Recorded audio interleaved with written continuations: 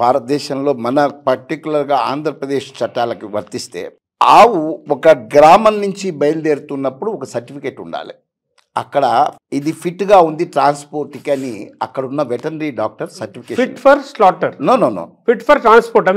Fit for ట్రాన్స్పోర్ట్కి మొదటిది ఉండాలి. ఓకే, ఇక్కడ నుంచి అక్కడ దాకా వెళ్లేందుకు ఓపిక ఉన్నది, పలానా చోట నుంచి పలానా చోటకి. ఎందుకంటే మనకి రహదారి ఇది ఉన్నది, రహదారి స్లిప్ ఉంటుంది. స్లిప్ ఉంటుంది అంగట్లో ఉంటే రహదారితో పాటు ఇది వెళ్ళటానికి ఇన్ని గంటల ప్రయాణం చేయడానికి దీనికి అన్ని వసతులు ఉన్నాయి, తిండి ఆహారము స్పేసు అన్నీ ఉన్నాయని ట్రాన్స్పోర్ట్ చట్టం ఉన్నది. ఓకే, ఈ విధంగా ట్రాన్స్పోర్ట్ చేయాలి. అంటే ఒక ఆవుని ఈ ప్రాంతం నుంచి ఇంకో ప్రాంతానికి తీసుకెళ్తే ఈ సర్టిఫికేట్ ఉండాలి. ఈ సర్టిఫికేట్లు ఉండాలి.